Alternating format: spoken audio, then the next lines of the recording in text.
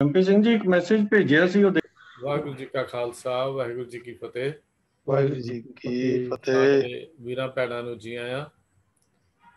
ਸਿੱਖ mission ਕਾਲੇ ਵੱਲੋਂ ਜੋ ਰੋਜ਼ਾਨਾ ਕਲਾਸ ਗੁਰਮਤਿ ਲਗਾਈ ਜਾਂਦੀ ਹੈ, ਹਰ ਸੋਮਵਾਰ ਅਸੀਂ ਉਹਦੇ ਵਿੱਚ ਆਪ ਜੀ ਵੱਲੋਂ ਭੇਜੇ ਹੋਏ ਜੋ ਸਵਾਲ ਹਨ ਉਹਨਾਂ ਦੇ ਉੱਤਰ ਦਿੰਦੇ ਹਾਂ।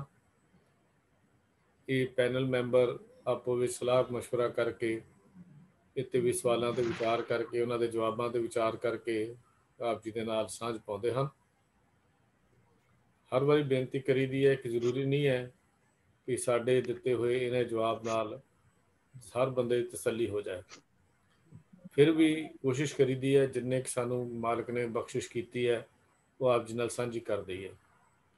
ਆਪ ਜੀ ਨੂੰ ਬੇਨਤੀ ਹੈ ਕੋਈ ਵੀ ਸ਼ੰਕਾ ਲੱਗੇ, ਕੋਈ ਤੁਹਾਡੇ ਮਨ 'ਚ ਹੋਰ ਵਿਚਾਰ ਹੋਵੇ, ਉਹ ਸਾਨੂੰ ਲਿਖ ਕੇ ਭੇਜਣ ਦੀ ਕਿਰਪਾਲਤਾ ਕਰਨੀ, ਤਦ ਕਿ ਉਹਨਾਂ ਸਵਾਲਾਂ ਨਾਲ ਸੰਬੰਧੀ ਹੋਰ ਕਲੈਰਿਟੀ ਜਿਹੜੀ ਹੈ ਉਹ ਅਸੀਂ ਆਪੋ 'ਚ ਕਰਕੇ ਫਿਰ ਆਪ ਜੀ ਨਾਲ ਸਾਂਝੇ ਕਰ ਸਕੀਏ। ਇਸ ਸੈਸ਼ਨ ਦੀ ਸੇਵਾ ਵੀਰ ਰਾਜਾ ਸਿੰਘ ਜੀ ਜੋ ਨਿਭਾ ਰਹੇ ਹਨ ਕਾਫੀ ਲੰਬੇ ਸਮੇਂ ਤੋਂ, ਉਹਨਾਂ ਨੂੰ ਬੇਨਤੀ ਕਰ ਰਿਹਾ ਹਾਂ ਕਿ ਅੱਜ ਦਾ ਇਹ ਸਵਾਲ ਜਵਾਬ ਦਾ ਸੈਸ਼ਨ ਸ਼ੁਰੂ ਕੀਤਾ ਜਾਵੇ। ਵੀਰ ਰਾਜਾ ਸਿੰਘ ਜੀ। ਵਾਹਿਗੁਰੂ ਜੀ ਕਾ ਖਾਲਸਾ ਵਾਹਿਗੁਰੂ ਜੀ ਕੀ ਫਤਿਹ। ਕਿ ਓੰਕਾਰ ਸਤਿਨਾਮ ਕਰਤਾ ਪੁਰਖ ਨਿਰਭਉ ਨਿਰਵੈਰ ਅਕਾਲ ਮੂਰਤ ਅਜੂਨੀ ਸੈਭੰ ਗੁਰ ਪ੍ਰਸਾਦ। ਵਾਹਿਗੁਰੂ ਵਾਹਿਗੁਰੂ ਵਾਹਿਗੁਰੂ ਵਾਹਿਗੁਰੂ ਵਾਹਿਗੁਰੂ। ਵਾਹਿਗੁਰੂ ਜੀ ਕਾ ਖਾਲਸਾ ਵਾਹਿਗੁਰੂ ਜੀ ਕੀ ਫਤਿਹ। ਅੱਜ ਦੇ ਇਸ ਪ੍ਰੋਗਰਾਮ ਸਾਰੀ ਸੰਗਤ ਨੂੰ ਜੀ ਆਇਆਂ। ਔਰ ਅੱਜ ਦਾ ਸਵਾਲ ਜਵਾਬ ਦਾ ਸੈਸ਼ਨ ਪ੍ਰਾਰੰਭ ਕਰਨ ਤੋਂ ਪਹਿਲਾਂ ਜਿਹੜੇ ਪੈਨਲ ਮੈਂਬਰਸ ਨੇ ਉਹਨਾਂ ਨੂੰ ਬੇਨਤੀ ਹੈ ਬਈ ਉਹ ਸੰਗਤ ਨਾਲ ਆਪਣੀ ਫਤਿਹ ਸਾਂਝੀ ਕਰ ਲੈਣ। ਸਭ ਤੋਂ ਪਹਿਲਾਂ ਸਾ ਕਿੱਕਰ ਸਿੰਘ ਜੀ। ਹਾਂਜੀ, ਵਾਹਿਗੁਰੂ ਜੀ ਕਾ ਖਾਲਸਾ ਵਾਹਿਗੁਰੂ ਜੀ ਕੀ ਫਤਿਹ ਜੀ। ਫਤਿਹ। ਸਾ ਜਗੀਰ ਸਿੰਘ ਜੀ। ਵਾਹਿਗੁਰੂ ਜੀ ਕਾ ਖਾਲਸਾ ਵਾਹਿਗੁਰੂ ਜੀ ਕੀ ਫਤਿਹ। ਸਰਦਾਰ ਐਮਪੀ ਸਿੰਘ ਜੀ। ਵਾਹਿਗੁਰੂ ਜੀ ਕਾ ਖਾਲਸਾ ਵਾਹਿਗੁਰੂ ਜੀ ਕੀ ਫਤਿਹ। ਹਾਂਜੀ, ਵੀਰ ਪ੍ਰਭ ਕੀਰਤਨ ਸਿੰਘ ਜੀ। ਵਾਹਿਗੁਰੂ ਜੀ ਕਾ ਖਾਲਸਾ ਵਾਹਿਗੁਰੂ ਜੀ ਕੀ ਫਤਿਹ ਜੀ। ਆਸਟ੍ਰੇਲੀਆ ਤੋਂ ਸਤਜਿੰਦਰ ਸਿੰਘ ਜੀ।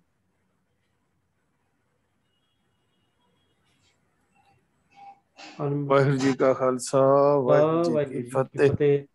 ਭੈਣ ਮਨਿੰਦਰ ਕੌਰ ਜੀ।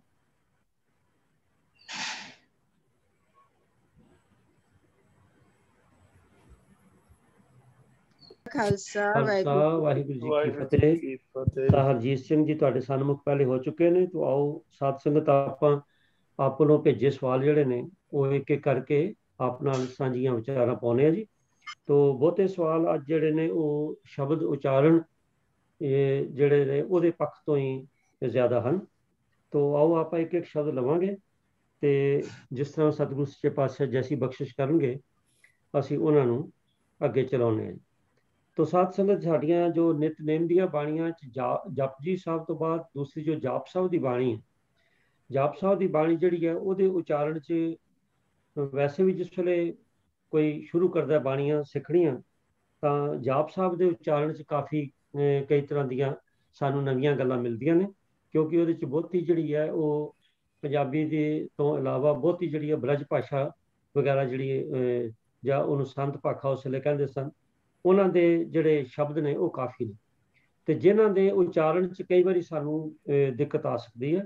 ਤੋ ਭੈਣ ਡੋਲੀ ਸਿੰਘ ਜੀ ਜੋ ਰੋਜ਼ਾਨਾ ਸੰਗਤ ਜੁੜਦੇ ਨੇ ਉਹਨਾਂ ਨੇ ਇਹ ਪੁੱਛਿਆ ਕਿ ਜਾਪ ਸਾਹਿਬ ਦੇ ਜੋ 177 ਛੰਦ ਤੋਂ ਲੈ ਕੇ ਇਹ ਤਕਰੀਬਨ 177, 78, 79 ਇਹ ਜਿਹੜੇ ਛੰਦ ਨੇ ਇਹਨਾਂ ਦੀ ਸੰਧੀ ਤੇ ਪਦਛੇਦ ਜਿਹੜਾ ਉਹ ਦੱਸੋ। ਤੋ ਇਹ ਦੱਸਣਗੇ ਸਾ ਜਗੀਰ ਸਿੰਘ ਜੀ ਪਟਿਆਲਾ ਤੋਂ। ਤੋ ਉਹਨਾਂ ਨੂੰ ਬੇਨਤੀ ਹੈ ਬਈ ਇਹ ਬੰਦ ਜਿਹੜੇ ਨੇ 177 ਤੋਂ 79 ਤੱਕ ਉਹਨਾਂ ਦੇ ਸੰਧੀ ਛੇਦ ਪਦਛੇਦ ਦੱਸੋ ਜੀ। ਸੰਗਤ ਦੀ ਗਿਆਤਾ ਲਈ ਡਿਸਪਲੇ ਹੋ ਰਿਹਾ ਹੈ ਗੁਟਕਾ ਸਾਹਿਬ ਔਰ ਆਪ ਜੀ ਇੱਥੋਂ ਦੇਖ ਸਕਦੇ ਹੋ ਤੇ ਵੀਰ ਜਗੀਰ ਸਿੰਘ ਜੀ ਸਾਨੂੰ ਸਮਝਾਉਣਗੇ। ਜਗੀਰ ਸਿੰਘ ਜੀ। ਵਾਹਿਗੁਰੂ ਜੀ ਕਾ ਖਾਲਸਾ ਵਾਹਿਗੁਰੂ ਜੀ ਕੀ ਫਤਿਹ। ਪਹਿਲਾਂ ਜੀ ਇਹ ਸ਼ਬਦਾਂ ਦਾ ਆਪਾਂ ਅਰਥ ਵਿਚਾਰ ਲਈਏ, ਉਸ ਤੋਂ ਬਾਅਦ ਫਿਰ ਸਿੰਧੀ ਦੇ ਬਾਰੇ ਗੱਲ ਕਰਾਂਗੇ ਜੀ। 178 ਨੰਬਰ ਜਿਹੜਾ ਬੰਦ ਹੈਗਾ ਜੀ, ਉਹ ਹੈ ਮ੍ਰਿਤਾ ਮ੍ਰਿਤ ਹੈ, ਕਰਨਾ ਕ੍ਰਿਤ ਹੈ, ਅਕਿਰਤਾ ਕ੍ਰਿਤ ਹੈ, ਧਰਨੀ ਧ੍ਰਿਤ ਹੈ। ਇਹਦਾ ਅਮਰਤਾ ਮ੍ਰਿਤ ਦਾ ਮਤਲਬ ਹੈ ਵੀ ਪਰਮਾਤਮਾ ਤੂੰ ਮੌਤ ਤੋਂ ਪਰੇ ਹੈ, ਭਾਵ ਤੂੰ ਸਦਾ ਅਮਰ ਹੈ ਜੀ। ਅੱਗੇ ਕਰਨਾ ਕ੍ਰਿਤ ਹੈ, ਤੂੰ ਦਇਆ। ਤੁਹਾਡਾ ਮਿਊਟ ਹੋ ਗਿਆ ਮਾਈਕ, ਦੁਬਾਰਾ ਅਨਮਿਊਟ ਕਰ ਲਓ ਜੀ। ਧਰਨੀ ਧ੍ਰਿਤ ਹੈ, ਤੂੰ ਧਰਤੀ ਦਾ ਧਾਰਨ ਵਾਲਾ ਹੈ, ਭਾਵ ਧਰਤੀ ਦਾ ਆਸਰਾ ਹੈ। ਧਰਤੀ ਦਾ ਮਤਲਬ ਹੈ ਜੀਵ। ਅਗਲਾ ਬੰਦ ਹੈ ਜੀ 179। ਅਮਤੇਸ਼ਵਰ ਹੈ, ਪਰਮੇਸ਼ਵਰ ਹੈ, ਅਕ੍ਰਿਤਾ ਕ੍ਰਿਤ ਹੈ, ਅਮਰਤਾ ਮ੍ਰਿਤ ਹੈ। ਅਮਤੇਸ਼ਵਰ ਹੈ ਦਾ ਮਤਲਬ ਹੈ ਤੇਰੀ ਤਾਕਤ ਮਿਣੀ ਨਹੀਂ ਜਾ ਸਕਦੀ। ਪਰਮੇਸ਼ਵਰ ਹੈ, हे ਪ੍ਰਭੂ ਤੂੰ ਸਭ ਤੋਂ ਵੱਡਾ ਮਾਲਕ ਹੈ। ਅੱਗੇ ਹੈ ਅਕਿਰਤਾ ਕ੍ਰਿਤ ਹੈ, ਇਹਦਾ ਹੈ ਜੀ ਤੇਰੀ ਮੂਰਤ ਘੜੀ ਨਹੀਂ ਜਾ ਸਕਦੀ। ਇਹਦਾ ਏਦਾਂ ਵੀ ਹੈ ਜੀ, ਹੋਰ ਵਿਦਵਾਨਾਂ ਨੇ ਅਰਥ ਵੱਖਰੇ ਵੀ ਕੀਤੇ ਹਨ। ਤੂੰ ਨਾ ਹੋਣ ਵਾਲੇ ਕੰਮਾਂ ਨੂੰ ਕਰਨ ਵਾਲਾ ਹੈ, ਤੂੰ ਕੰਮ ਤੋਂ ਰਹਿਤ ਕਿਰਤ ਵਾਲਾ ਹੈ। ਇਸ ਤਰ੍ਹਾਂ ਵੱਖਰੇ ਵੱਖਰੇ ਇਹਨਾਂ ਦੇ ਵਿਚਾਰ ਵਿਦਵਾਨਾਂ ਨੇ ਅਰਥ ਕੀਤੇ ਨੇ ਜੀ। ਅਗਲਾ ਹੈ ਜੀ ਅਮਰਤਾ ਮ੍ਰਿਤ ਹੈ, ਤੂੰ ਮੌਤ ਤੋਂ ਪਰੇ ਹੈ, ਤੂੰ ਸਦਾ ਅਮਰ ਹੈ। ਅਗਲਾ ਹੈ ਜੀ 180ਵਾਂ ਬੰਦ। ਅਜਵਾ ਕਿਰਤ ਹੈ, ਅਮਰਤਾ ਮ੍ਰਿਤ ਹੈ, ਨਰ ਨਾਇਕ ਹੈ, ਖਲ ਕਾਇਕ ਹੈ। ਅਜਪਾ ਕਿਰਤ ਹੈ ਦਾ ਮਤਲਬ ਹੈ ਤੂੰ ਅਚਰਜ ਕਿਰਤ ਵਾਲਾ ਹੈ। ਇਹ ਪਰਮਾਤਮਾ ਤੂੰ ਅਚਰਜ ਕਿਰਤ ਵਾਲਾ ਹੈ। ਅਮਰਤਾ ਮ੍ਰਿਤ ਹੈ, ਤੂੰ ਮੌਤ ਤੋਂ ਪਰੇ ਹੈ, ਭਾਵ ਤੂੰ ਅਮਰ ਹੈ। ਨਰ ਨਾਇਕ ਹੈ, ਨਰ ਮੇਰੇ ਹੁੰਦਾ ਆਦਮੀ, ਨਾਇਕ ਮੇਰੇ ਹੁੰਦਾ ਮਾਲਕ, ਤੂੰ ਮਨੁੱਖਾਂ ਦਾ ਮਾਲਕ ਹੈ। ਖਲ ਕਾਇਕ ਹੈ, ਖਲ ਮੇਰੇ ਹੁੰਦਾ ਮੂਰਖ, ਕਾਇਕ ਦਾ ਮਤਲਬ ਹੁੰਦਾ ਹੈਗਾ ਮਾਰਨ ਵਾਲਾ, ਤੂੰ ਮੂਰਖਾਂ ਨੂੰ ਮਾਰਨ ਵਾਲਾ ਹੈ। ਜਿੱਥੋਂ ਤੱਕ ਇਹਦੇ ਆਪਣੇ ਪਲਸੇ ਦਾ ਮਤਲਬ ਹੈਗਾ, ਮੈਂ 8 ਬਾਣੀਆਂ ਗੁਰੂ ਨਿਤਨੇਮ ਦੀਆਂ ਦੇਖੀਆਂ ਨੇ ਜੀ। ਸਿੰਘ ਬ੍ਰਦਰਜ਼ ਦਾ ਗੁਟਕਾ ਦੇਖਿਆ, ਗੁਰਮਤਿ ਗਿਆਨ ਮਿਸਰੀ ਕਾਲਜ ਲੁਧਿਆਣੇ ਵਾਲਿਆਂ ਦਾ ਗੁਟਕਾ ਦੇਖਿਆ ਜੀ, ਸਿੱਖ ਮਿਸਰੀ ਕਾਲਜ ਲੁਧਿਆਣੇ ਵਾਲਿਆਂ ਦਾ ਵੀ ਗੁਟਕਾ ਦੇਖਿਆ ਜੀ। ਗਿਆਨੀ ਹਰਬੰਸ ਸਿੰਘ ਜੀ ਪਟਿਆਲੇ ਵਾਲੇ, ਜਿਨ੍ਹਾਂ ਨੇ 14 ਜਿਲਦਾਂ ਦੇ ਵਿੱਚ ਗੁਰੂ ਗ੍ਰੰਥ ਸਾਹਿਬ ਦਾ ਟੀਕਾ ਕੀਤਾ, ਉਹਨਾਂ ਦਾ ਵੀ ਮੈਂ ਨਿਤਨੇਮ ਦੇਖਿਆ ਜੀ। ਸੰਗਤ ਸਿੰਘ ਕਮਾਲੀਏ, ਗੁਰਮਤਿ ਵਿਚਾਰ ਕੇਂਦਰ ਪਟਿਆਲਾ, ਸ਼੍ਰੋਮਣੀ ਗੁਰਦੁਆਰਾ ਪ੍ਰਬੰਧਕ ਕਮੇਟੀ ਅੰਮ੍ਰਿਤਸਰ, ਭਾਈ ਚਤਰ ਸਿੰਘ, ਭਾਈ ਜੀਵਨ ਸਿੰਘ, ਜਿਹੜੇ ਆਪਣੇ ਗੁਟਕੇ ਸਾਹਿਬ ਦੇ ਨੇ ਨਿਤਨੇਮ ਦੇ, ਇਹਨਾਂ ਸਾਰਿਆਂ ਨੇ ਇਹ ਸ਼ਬਦ ਪਦ ਛੇਦ ਕਰਕੇ ਹੀ ਲਿਖੇ ਨੇ ਜੀ, ਸੰਧੀ ਛੇਦ ਕਰਕੇ ਨਹੀਂ ਲਿਖੇ। ਜਿਸ ਤਰ੍ਹਾਂ ਆਪਾਂ ਨੇ ਪਾਠ ਕੀਤਾ ਹੈਗਾ, ਅਮਰਤਾ ਮ੍ਰਿਤ ਹੈ, ਕਰਨਾ ਕ੍ਰਿਤ ਹੈ, ਅਕਿਰਤਾ ਕ੍ਰਿਤ ਹੈ, ਧਰਨੀ ਧਿਰਤ ਹੈ। ਇਹ ਧਰਨੀ ਵੱਖਰਾ ਹੈਗਾ, ਧਿਰਤ ਵੱਖਰਾ ਹੈਗਾ, ਕਰਨਾ ਵੱਖਰਾ ਹੈਗਾ, ਕ੍ਰਿਤ ਵੱਖਰਾ ਹੈਗਾ। ਇਹਨੂੰ ਸਿੰਧੀ ਛੇਦ ਕਰਕੇ ਨਹੀਂ ਕਿਸੇ ਨੇ ਲਿਖਿਆ। ਸਿੱਖਵੀਂ ਸੀ ਕਾਲਜ ਨੇ ਵੀ ਇਦਾਂ ਹੀ ਲਿਖਿਆ, ਪਦ ਛੇਦ ਕਰਕੇ ਹੀ ਲਿਖਿਆ ਹੈ। ਸੋ ਬੇਨਤੀ ਹੈ ਵੀ ਇਹ ਸ਼ਬਦ ਸਿੰਧੀ ਕਰਕੇ ਨਹੀਂ ਬੋਲਣੇ, ਇਹਨਾਂ ਨੂੰ ਵੱਖਰੇ ਵੱਖਰੇ ਕਰਕੇ ਪਦ ਛੇਦ ਕਰਕੇ ਹੀ ਉਚਾਰਨ ਕਰਨਾ। ਵਾਹਿਗੁਰੂ ਜੀ ਕਾ ਖਾਲਸਾ, ਵਾਹਿਗੁਰੂ ਜੀ ਕੀ ਫਤਿਹ। ਜਿਸ ਤਰ੍ਹਾਂ ਵੀਰ ਜੀ ਨੇ ਦੱਸਿਆ, ਵੱਖ-ਵੱਖ ਗੁਟਕਾ ਜਿਹੜੇ ਨੇ ਜਾਂ ਲਿਖਤਾਂ ਨੇ, ਉਹਨਾਂ ਦੇ ਹਵਾਲਾ ਦੇ ਕੇ ਉਹਨਾਂ ਨੂੰ ਕੰਸਲਟ ਕਰਕੇ ਉਹਨਾਂ ਨੇ ਲਿਖਿਆ। ਤੋ ਇਹ ਪਦ ਛੇਦ ਹੀ ਹੈ। ਤੋ ਜਾਪ ਸਾਹਿਬ ਵਿੱਚ ਸਤ ਸੰਗਤ ਜੀ, ਸਾਰੇ ਜਾਪ ਸਾਹਿਬ ਜਿਹੜੇ 199 ਬੰਦ ਨੇ, ਉਹ ਅਕਾਲ ਪੁਰਖ ਵਾਹਿਗੁਰੂ ਜੀ ਦੀ ਉਸਤਤ ਉਹਨਾਂ 'ਚ ਦਰਸਾਈ ਗਈ ਹੈ। ਔਰ ਇਹਨਾਂ ਬੰਦਾਂ 'ਚ ਵੀ ਵੀਰ ਜੀ ਨਾਲ ਅਰਥ ਵੀ ਸਾਨੂੰ ਦੱਸੇ ਨੇ। ਤੋ ਮੈਂ ਆਸ ਕਰਦਾ ਬਈ ਇਹ ਜੋ ਸਪਸ਼ਟ ਹੋ ਗਿਆ ਬਈ ਸੰਧੀ ਛੇਦ ਨਹੀਂ, ਇਹ ਪਦ ਛੇਦ ਹੀ ਨੇ ਸਾਰੇ ਦੇ ਸਾਰੇ, ਜਿਹੜੇ ਇਹ 5 ਜਾਂ 4 ਬੰਦ ਆਪਾਂ ਡਿਸਕਸ ਕੀਤੇ। ਤੋ ਉਮੀਦ ਹੈ ਬਈ ਭੈਣ ਡੋਲੀ ਸਿੰਘ ਜੀ ਔਰ ਬਾਕੀ ਸੰਗਤ ਵੀ ਇਸ ਤੋਂ ਜੋ ਸੇਧ ਮਿਲ ਗਈ ਹੈ। ਉਸ ਤੋਂ ਬਾਅਦ ਵੀ ਕਿਸੇ ਚੀਜ਼ ਦਾ ਕੋਈ ਐਂਡ ਨਹੀਂ ਹੈ, ਰਿਸਰਚ ਚੱਲਦੀ ਰਹਿੰਦੀ ਹੈ। ਕੋਈ ਨਵੀਂ ਚੀਜ਼ ਸਾਹਮਣੇ ਆਏਗੀ ਤਾਂ ਫਿਰ ਆਪ ਜੀ ਨਾਲ ਸਾਂਝੀ ਜ਼ਰੂਰ ਕੀਤੀ ਜਾਏਗੀ। ਧੰਨਵਾਦ ਵੀਰ ਜਗੀਰ ਸਿੰਘ ਜੀ। ਤੋ ਆਓ ਸਾਧ ਸੰਗਤ ਜੀ, ਮੈਂ ਇਸ ਤਰ੍ਹਾਂ ਪਹਿਲੇ ਬੇਨਤੀ ਕੀਤੀ ਹੈ ਕਿ ਬਹੁਤੇ ਸਵਾਲ ਜਿਹੜੇ ਨੇ ਅੱਜ ਉਚਾਰਨ ਪੱਖੋਂ ਨੇ। ਤੋ ਅਗਲਾ ਸਵਾਲ ਗੁਰਪ੍ਰੀਤ ਸਿੰਘ ਜਲੰਧਰ ਤੋਂ ਪੁੱਛਦੇ ਨੇ ਕਿ ਦੱਦਾ ਰਾ ਗੱਗਾ ਹਾਹਾ ਅਤੇ ਦੱਦਾ ਰਾ ਗੱਗਾ ਹਾਹੇ ਨੂੰ ਸਿਆਰੀ, ਬਈ ਇਹਨਾਂ ਦਾ ਉਚਾਰਨ ਦੋਨਾਂ ਅੱਖਰਾਂ ਦਾ ਤੇ ਇਹਨਾਂ ਦੇ ਅਰਥਾਂ ਦਾ ਦੱਸੋ। ਇੱਕ ਭੇਦ ਹੈ ਕਿ ਇੱਕੋ ਅਰਥ ਹੈ? ਮੈਂ ਬੇਨਤੀ कर रहा साकी किशन जी बई वो प्लीज़ अपने आप को अनम्यूट कर लो और सानू दसो भी ये जिहड़े 2 अखर ने जिन्हां दे विच एक सिहारी लगी है, एक नहीं लगी, भी इन्हां दा की भेद है। वीर के किशन जी। हाँ जी, वाहिगुरू जी का खालसा वाहिगुरू जी की फतेह। हाँ जी, जिहड़ा दरगाह दे 2 रूप है जी, पहला आपां हाहे तो जिहड़ी सिहारी है वो तो बिना वाचांगे। दद्दा रारा गग्गे नूं कन्ना हाहा ते दद्दा रारा गग्गा हाहा। इन्हां दे अर्थ भाव च कोई फर्क नहीं है, अर्थ इन्हां दोनों का ही सेम है, सिर्फ थोड़ा जिहा उचारण का फर्क है जी। जिहड़ा दरगाह थोड़ा जिहा तेजी नाल पढ़ना, 4 अखर इकट्ठे पढ़ने। जे गग्गे नूं कन्ना ते हाहा वो दरगाह, थोड़े जिहे लम्मी आवाज़ च उहदा उचारण हो सकता है दरगाह। ते दूजा जिहड़ा हाए दी सिहारी वाला उचारण है, दद्दा रारा गग्गा हाए नूं सिहारी, ਉਹਦਾ ਉਚਾਰਨ भी दरगाह ही है, लेकिन संबंधकी होण करके ਉਹਦੇ अर्थ दरगाह ਦੇ ਵਿੱਚ ਜਦੋਂ ਹੋਣਗੇ ਤੇ ਫਿਰ ਹਾਏ ਦੀ ਸਿਹਾਰੀ ਆਵੇਗੀ। ਜਿਵੇਂ ਕਿ ਆਪਾਂ ਉਦਾਹਰਨ ਹੈ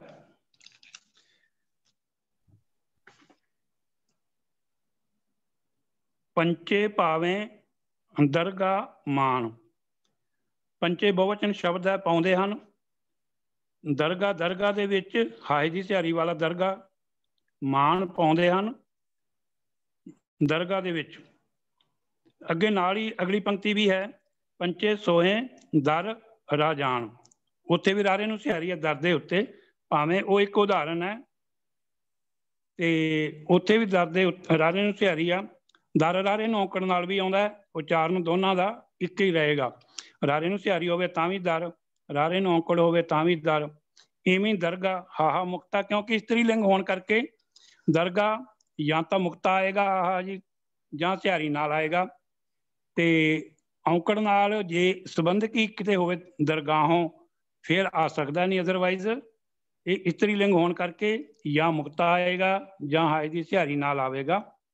ਤੇ ਇਸੇ ਤਰ੍ਹਾਂ ਹੀ ਅੱਗੇ ਆਪਾਂ ਜਿਹੜਾ ਮੁਕਤਾ ਦਰਗਾਹ ਹੈ, ਦਰਗਾਹ ਅੰਦਰ ਪਾਈ ਹੈ ਆਗਨਾ ਤੂਟ ਸਪੂਤ, ਉੱਥੇ ਨਾਲ ਸੰਬੰਧਕੀ ਅੰਦਰ ਸ਼ਬਦ ਆ ਗਿਆ, ਇਸ ਕਰਕੇ ਹਾਏ ਦੀ ਸਿਹਾਰੀ ਨਹੀਂ ਇੱਥੇ ਪ੍ਰਿੰਟ ਹੈ, ਮੁਕਤਾ ਹੈ ਦਰਗਾਹ, ਕਿਉਂਕਿ ਅੰਦਰ ਨਾਲ ਆ ਗਿਆ ਇਸ ਕਰਕੇ ਫਿਰ ਹਾਏ ਦੀ ਸਿਹਾਰੀ ਨਹੀਂ ਹੈ। ਜੇ ਇੱਥੇ ਦਰਗਾਹ ਦੇ ਅੰਦਰ ਹੁੰਦਾ ਤਾਂ ਫਿਰ ਹਾਏ ਦੀ ਸਿਹਾਰੀ ਆਉਣੀ ਸੀ, ਲੇਕਿਨ ਅੰਦਰ ਆਉਣ ਕਰਕੇ ਹਾਏ ਦੀ ਸਿਹਾਰੀ ਉਤਰ ਗਈ। ਦਰਗਾਹ ਦੇ ਅੰਦਰ ਪਾਈ ਹੈ ਤਾਗਨਾ ਤੂਟ ਸਪੂਤ। ਇਸੇ ਤਰ੍ਹਾਂ ਹੀ ਦੇਈ ਸ਼ਬਦ ਹੈ, ਕਈ ਸ਼ਬਦਾਂ ਦਾ ਉਚਾਰਨ ਇੱਕੋ ਹੀ ਰਹਿੰਦਾ ਹੈ, ਭਾਵੇਂ ਔਂਕੜ ਹੋਵੇ ਜਾਂ ਮੁਕਤਾ ਹੋਵੇ ਜਾਂ ਅਖੀਰ ਦੇ ਵਿੱਚ ਜਿਹੜਾ ਅੱਖਰ ਹੈ ਉਹਨੂੰ ਸਿਹਾਰੀ ਹੋਵੇ। ਫਾਰ ਐਗਜ਼ਾਮਪਲ ਨਾਨਕ ਕੱਕਾ ਮੁਕਤਾ ਹੈ ਤਾਂ ਵੀ ਉਚਾਰਨ ਨਾਨਕੀ ਆ। ਜੇ ਨਾਨਕ ਦੇ ਕੱਕੇ ਨੂੰ ਔਂਕੜ ਹੈ ਜੀ ਫਿਰ ਵੀ ਉਹਦਾ ਉਚਾਰਨ ਨਾਨਕੀ ਆ। ਜੇ ਕੱਕੇ ਨੂੰ ਸਿਹਾਰੀ ਆ ਨਾਨਕ ਦੇ ਤਾਂ ਵੀ ਉਹ ਮੁਕਤਾ ਹੀ ਰਹੇਗਾ, ਲੇਕਿਨ ਉਹਨਾਂ ਦੇ ਅਰਥ ਬਦਲ ਜਾਂਦੇ ਨੇ। ਨਾਨਕ ਕੱਕਾ ਮੁਕਤਾ ਹੈ ਨਾਨਕ, ਨਾਨਕ ਕੱਕੇ ਨੂੰ ਔਂਕੜ ਨਾਨਕ ਆਖੈ ਰੇ ਮਨਾ ਨਾਨਕ ਆਖਦਾ ਹੈ। ਨਾਨਕ ਕਰਤਾ ਕਾਰਕ ਇੱਕ ਵਚਨ ਪਲਿੰਗ। ਤੇ ਨਾਨਕ ਜਿੱਥੇ ਕੱਕੇ ਦੀ ਸਿਹਾਰੀ ਹੈ ਉੱਥੇ ਫਿਰ ਅਰਥ ਹੋ ਜਾਏਗਾ ਨਾਨਕ ਨੇ, ਉੱਥੇ ਨਾਨਕ ਨੇ ਹੋ ਜਾਏਗਾ। ਸੱਚ ਨਾਮ ਕਰਤਾਰ ਸੋ ਦਿੜ ਨਾਨਕ ਸੰਗ੍ਰਹਿਓ, ਨਾਨਕ ਨੇ ਚੰਗੀ ਤਰ੍ਹਾਂ ਪਕੜਿਆ। ਸੱਚ ਨਾਮ ਕਰਤਾਰ, ਜੋ ਸੱਚਾ ਨਾਮ ਹੈ ਕਰਤਾਰ ਦਾ, ਸੋ ਦਿੜ, ਦਿੜ ਮੈਨੇ ਪੱਕੇ ਇਰਾਦੇ ਨਾਲ ਚੰਗੀ ਤਰ੍ਹਾਂ। ਨਾਨਕ ਕੱਕੇ ਨੂੰ ਸਿਹਾਰੀ ਵਾਲਾ, ਨਾਨਕ ਨੇ ਸੰਗ੍ਰਹਿਓ ਭਾਵ ਉਹਨੂੰ ਗ੍ਰਹਿਣ ਕੀਤਾ, ਧਾਰਨ ਕੀਤਾ। ਸੋ ਇਸ ਕਰਕੇ ਗੁਰ, ਗੁਰ ਨੇ, ਜੇ ਗੱਗੇ ਨੂੰ ਔਂਕੜ ਰਾਰੇ ਨੂੰ ਸਿਹਾਰੀ ਹੋਵੇ ਤਾਂ ਉਹਦਾ ਗੁਰ ਨੇ, ਤੇ ਜੇ ਰਾਰੇ ਨੂੰ ਔਂਕੜ ਹੋਵੇ ਫਿਰ ਕਰਤਾ ਕਾਰਕ ਇੱਕ ਵਚਨ ਪਲਿੰਗ, ਤੇ ਜੇ ਗੁਰ ਮੁਕਤਾ ਹੋਵੇ ਫਿਰ ਹੇ ਗੁਰੂ, ਜਾਂ ਉਹਦੇ ਨਾਲ ਸੰਬੰਧ ਕੀ ਹੋਣਾ ਚਾਹੀਦਾ ਹੈ ਗੁਰ ਕੀ ਬਾਣੀ। ਇਸੇ ਤਰ੍ਹਾਂ ਹੀ ਨਾਨਕ, ਨਾਨਕ ਕੀ ਅਰਦਾਸ ਫਿਰ ਕੱਕਾ ਮੁਕਤਾ ਆ ਜਾਏਗਾ। ਨਾਨਕ ਕਉ ਫਿਰ ਵੀ ਕੱਕਾ ਮੁਕਤਾ ਆ ਜਾਏਗਾ ਸੰਬੰਧ ਕੀ ਹੋਣ ਕਰਕੇ। ਇਸ ਕਰਕੇ ਦਰਗਾਹ ਦੇ 2 ਰੂਪ ਹੈ ਜੀ, ਦਰਗਾਹ ਹਾਏ ਦੀ ਸਿਹਾਰੀ ਵਾਲਾ ਦਰਗਾਹ ਦੇ ਅੰਦਰ ਦਰਗਾਹ ਦੇ ਵਿੱਚ, ਤੇ ਇੱਕ ਦਰਗਾਹ ਮੁਕਤਾ। ਵਾਹਿਗੁਰੂ ਜੀ ਕਾ ਖਾਲਸਾ ਵਾਹਿਗੁਰੂ ਜੀ ਕੀ ਫਤਿਹ। ਕਿੱਕਰ ਸਿੰਘ ਜੀ ਨੇ ਵਿਆਕਰਣਕ ਭੇਦ ਸਾਨੂੰ ਸਮਝਾ ਕੇ ਇਹਨਾਂ ਦਾ ਦੱਸਿਆ। ਤਾਂ ਸਾਧ ਸੰਗਤ ਜੀ ਇਹ ਠੀਕ ਹੈ ਕਿ ਇਹ ਵਿਆਕਰਣ ਵਾਲਾ ਵਿਸ਼ਾ ਜਿਹੜਾ ਹੈ ਇਹ ਥੋੜਾ ਜਿਹਾ ਸਾਨੂੰ ਟਫ ਲੱਗਦਾ। ਉਹਦਾ ਕਾਰਨ ਇਹ ਹੈ ਕਿ ਮੈਂ ਬੇਨਤੀ ਕਰਦਾ ਹਾਂ ਬਈ ਘੱਟੋ ਘੱਟ ਮੈਂ ਆਪਣਾ ਦੱਸ ਰਿਹਾ ਕਿ ਪਹਿਲੇ ਵਿਆਕਰਣ ਬਾਰੇ ਕੋਈ ਬਹੁਤਾ ਧਿਆਨ ਨਹੀਂ ਸੀ ਦਿੱਤਾ। ਹੁਣ ਜਿਉਂ-ਜਿਉਂ ਕਾਲਜ ਨਾਲ ਜੁੜੇ ਆ ਔਰ ਵਿਦਵਾਨਾਂ ਦੀ ਗੱਲ ਸੁਣੀ ਦੀ ਹੈ ਤੇ ਪਤਾ ਲੱਗਦਾ ਵੀ ਵਿਆਕਰਣਕ ਭੇਦ ਜਿਹੜੇ ਨੇ ਉਹਨਾਂ ਨੂੰ ਸਮਝਣਾ ਬੜਾ ਜ਼ਰੂਰੀ ਹੈ, ਤਾਂ ਹੀ ਉਹ ਸਹੀ ਅਰਥ ਜਿਹੜੇ ਨੇ ਪਤਾ ਲੱਗਣ। ਇਹ ਜਿਹੜਾ ਸ਼ਬਦ ਆ ਰਿਹਾ ਸੀ ਦਰਗਾਹ ਔਰ ਸਿਹਾਰੀ ਵਾਲਾ ਔਰ ਮੁਕਤਾ, ਇਹ ਸਾਧ ਸੰਗਤ ਜੀ ਗੁਰਬਾਣੀ ਵਿੱਚ ਬਹੁਤ ਥਾਂ ਤੇ ਲਫ਼ਜ਼ ਆਉਂਦੇ ਨੇ, ਇਹ ਸ਼ਬਦ ਆਉਂਦੇ ਨੇ ਔਰ ਸੁਖਮਨੀ ਸਾਹਿਬ ਵਿੱਚ ਇਹ ਦੋਨੋਂ ਰੂਪਾਂ 'ਚ ਮਿਲਦਾ। ਮੁਕਤਾ ਵੀ ਹਾਹਾ ਮੁਕਤੇ ਵਾਲਾ ਵੀ ਤੇ ਹਾਹੇ ਸਿਹਾਰੀ ਵਾਲਾ ਵੀ। ਪਰ ਦੇਖਣ 'ਚ ਆਇਆ ਆਮ ਤੌਰ ਤੇ ਕਿਉਂਕਿ ਸੁਖਮਨੀ ਸਾਹਿਬ ਜੀ ਦੇ ਪਾਠ ਬਹੁਤ ਕੀਤੇ ਜਾਂਦੇ ਨੇ ਤਾਂ ਆਮ ਤੌਰ ਤੇ ਦੇਖਣ 'ਚ ਆਇਆ ਕਿ ਇਹ ਦਰਗਾਹ ਤੇ ਘੱਟ ਹੀ ਬੋਲਿਆ ਜਾਂਦਾ, ਦਰਗਾਹ ਬੋਲਿਆ ਜਾਂਦਾ, ਜਦ ਕਿ ਸਹੀ ਉਚਾਰਨ ਸਾਨੂੰ ਦੱਸਿਆ ਉਹ ਹੈ ਦਰਗਾਹ। ਤਾਂ ਸਾਨੂੰ ਇਹਨਾਂ ਗੱਲਾਂ ਦਾ ਖਿਆਲ ਰੱਖਣਾ ਚਾਹੀਦਾ ਕਿਉਂਕਿ ਜੇਕਰ ਸਾਡਾ ਉਚਾਰਨ ਤੇ ਜੇ ਵਿਸ਼ਰਾਮ ਠੀਕ ਹੋਵੇ ਤੇ ਤਾਂ ਹੀ ਅਰਥ ਜਿਹੜੇ ਨੇ ਸਹੀ ਹੋ ਸਕਦੇ। ਜੇਕਰ ਵਿਸ਼ਰਾਮ 'ਚ ਵੀ ਗਲਤੀ ਲੱਗ ਜਾਏ ਤਾਂ ਕਈ ਵਾਰੀ ਅਰਥਾਂ ਦੇ ਅਨਰਥ ਹੋ ਜਾਂਦੇ। ਮੈਂ ਥੋੜਾ ਜਿਹਾ ਪਾਸੇ ਜਾ ਰਿਹਾ, ਮੈਨੂੰ ਤੁਕ ਯਾਦ ਆ ਰਹੀ ਹੈ ਗੁਰਬਾਣੀ ਦੀ ਕਿ ਵਿਸ਼ਰਾਮ ਕਿਤਨਾ ਜ਼ਰੂਰੀ ਹੈ, ਧਿਆਨ ਰੱਖਣਾ। ਨਾਮ ਨ ਪਾਇਆ ਤੇਰਾ ਅੰਧਾ ਭਰਮ ਭੁਲਾ ਮਨ ਵੇ। ਹੁਣ ਜੇਕਰ ਗਲਤੀ ਨਾਲ ਅਸੀਂ ਇਹ ਜਿਹੜਾ ਵਿਸ਼ਰਾਮ ਹੈ ਨਾਮ ਨ ਪਾਇਆ ਤੇਰਾ ਤੇ ਨਾ ਦਈਏ, ਅਗਲੇ ਅੱਖਰ ਅੰਧਾ ਤੇ ਦੇ ਦਈਏ, ਤਾਂ ਤੁਸੀਂ ਦੇਖੋ ਵੀ ਅਰਥਾਂ ਦੇ ਕਿੰਨੇ ਭਾਰੀ ਅਨਰਥ ਹੋ ਜਾਂਦੇ। ਤਾਂ ਇਹਦਾ ਮਤਲਬ ਹੈ ਵੀ ਸਾਨੂੰ ਧਿਆਨ ਰੱਖਣ ਦੀ ਲੋੜ ਹੈ ਕਿ ਕਿੱਥੇ ਵਿਸ਼ਰਾਮ ਹੋਣਾ ਔਰ ਵਿਆਕਰਣਕ ਉਚਾਰਨ ਜਿਹੜਾ ਉਹ ਬੜਾ ਇੱਕ ਅਹਿਮ ਹੈ ਸਾਨੂੰ ਗੁਰਬਾਣੀ ਨੂੰ ਸਹੀ ਸਮਝਣ। तो धन्यवाद वीर जी का एक बार फिर। तो आओ साध संगत जी जो अगला सवाल है ये कृपाल सिंह जी ने भेजा, वो पूछते हैं कि जप बाणी विच ऊड़ा खुला उपर होले वाला ते हाहे नूं अंकड़, जप बाणी विच वो धुप है नावे कै रंग, ये जिहड़ा हाहे नूं अंकड़ लगी है ये क्यों लगी है? कृपाल सिंह ने पूछा और इसका उत्तर देंगे वीर प्रभ कीर्तन सिंह। हाँ जी वीर जी, वाहिगुरू जी खालसा वाहिगुरू जी की फतेह जी की फतेह। मैं समझण वास्ते जो इन्हां दा सवाल है ਉਹਨੂੰ दो तरीकों नाल लिखिया है क्योंकि इन्होंने तो एक पक्ष ही ਉਹਦਾ लिखिया है, लेकिन होर ਇਹਦੇ चों सवाल पैदा ना होण ਆਪਾਂ ਦੋਨੇ ਗੱਲਾਂ ਦੀ ਗੱਲ कर लईए। पहला हिस्सा है कि जे ਉਹ शब्द ਜਿਹੜਾ है ये पड़नाम है, ਇਹਨੂੰ पापां ਲਈ ਵਰਤਿਆ ਗਿਆ है।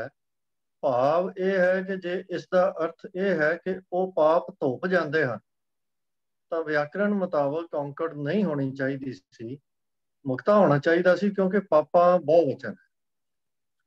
तो दूजा पक्ष इहदा है कि जे पड़नाम वो जिहड़ा है जिहदा जिक्र किया गया है ये मत वास्ते है तो तां भी औंकड़ नहीं सी होनी चाहिए क्योंकि मत भाव बुद्धि ये इस्त्री लिंग शब्द है ਤੇ ਤਾਂ ਵੀ ਇੱਥੇ ਔਂਕੜ ਨਹੀਂ ਸੀ ਹੋਣੀ ਚਾਹੀਦੀ ਕਿਉਂਕਿ ਨਾਮ ਪੜਨਾਮ ਵਿੱਚ ਜਦੋਂ ਔਂਕੜ ਲੱਗਦੀ ਹੈ ਤਾਂ ਇਹ ਇੱਕ ਵਚਨ ਪੁਲਿੰਗ ਦਾ ਲਖਾਇਕ ਹੁੰਦਾ ਹੈ। ਤੋ ਇਸ ਸਵਾਲ ਦਾ ਅਰਥ ਆਪਾਂ ਇਉਂ ਲੈਂਦੇ ਹਾਂ। ਤੋ ਜਿਵੇਂ ਕਿ ਤੁਹਾਡੇ ਸਾਹਮਣੇ ਡਿਸਪਲੇ ਕੀਤਾ ਗਿਆ ਹੈ 1977 ਵਿੱਚ ਸ਼੍ਰੋਮਣੀ ਕਮੇਟੀ ਵੱਲੋਂ ਇੱਕ ਸੰਥਾ ਸੈਂਚੀਆਂ ਤੇ ਪੁਰਾਤਨ ਹੱਥ ਲਿਖਤ ਪਾਵਨ ਬੀੜਾਂ ਦੇ ਪਾਠ ਭੇਦਾਂ ਦੀ ਸੂਚੀ इस लेख है एक किताब पब्लिश की गई सी। तो ਇਹਦੇ ਵਿੱਚ ਉਹਨਾਂ ਨੇ ਉਹ ਪਾਠ ਭੇਦ ਦੱਸੇ ਹੋਏ ਨੇ ਜਿਹੜੇ ਛਾਪੇਖਾਨੇ ਦੀਆਂ ਬੀੜਾਂ ਦੇ ਵਿੱਚ ਤੇ ਅੱਗੋਂ ਉਹਨਾਂ ਤੋਂ ਸੈਂਚੀਆਂ ਤੇ ਗੁਟਕਿਆਂ ਦੇ ਵਿੱਚ ਵੀ ਆ ਗਏ ਨੇ। ਪਰ ਇਹ ਪਾਠ ਭੇਦ ਜਿਹੜੇ ਹਨ ਉਹ ਫਰਕ ਹਨ, ਕਹਿਣ ਤੋਂ ਭਾਵ ਕਿ ਛਾਪੇ ਵਿੱਚ ਫਰਕ ਹਨ ਤੇ ਹੱਥ ਲਿਖਤ ਬੀੜਾਂ ਦੇ ਵਿੱਚ ਫਰਕ ਸਨ। ਇਹ ਜੋ ਤੁਹਾਡੇ ਸਾਹਮਣੇ ਡਿਸਪਲੇ ਹੈ ਇਹਦੇ ਚੋਂ ਦੂਜੇ ਨੰਬਰ ਦੇ ਉੱਤੇ ਜੋ ਹੈ ਉਹਦੇ ਵਿੱਚ ਇਹ ਦੱਸਿਆ ਗਿਆ ਹੈ ਕਿ ਹੱਥ ਲਿਖਤ ਬੀੜਾਂ ਦੇ ਵਿੱਚ ਉਹਦੇ ਥੱਲੇ ਔਂਕੜ ਨਹੀਂ ਹੈ, ਹਾਏ ਥੱਲੇ ਔਂਕੜ ਨਹੀਂ ਹੈ। ਤੋ ਇਹ ਮੁਕਤਾ ਹੈ। ਜਦੋਂ ਕਿ ਛਾਪੇਖਾਨੇ ਵਿੱਚ ਜਾਣ ਲੱਗਿਆ ਇਹ ਔਂਕੜ ਇੱਕ ਵਾਰ ਲੱਗ ਗਈ ਤੇ ਉਸ ਤੋਂ ਬਾਅਦ ਇਹ ਲਗਾਤਾਰ ਲੱਗਦੀ ਹੀ ਚੱਲੀ ਆ ਰਹੀ ਹੈ।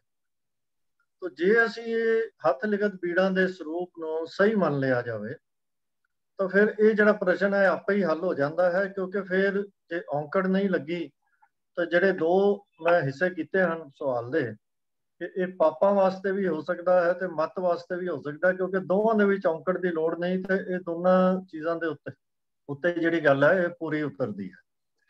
तो बाकी जे इस पंक्ति के अर्थां नूं ध्यान विच रखिया जावे तां जापदा ये है कि सतगुरू ने जिस तरीके नाल पंजाबी का यूजेज है ਉਹਦੇ ਮੁਤਾਬਕ ਅਗਰ ਦੇਖੀਏ ਤਾਂ ਇਹ ਮੱਤ ਵਾਸਤੇ ਵਰਤਿਆ ਲੱਗਦਾ ਹੈ ਕਿ ਮੱਤ ਜਿਹੜੀ ਹੈ ਉਹ ਧੁੱਪ ਹੈ।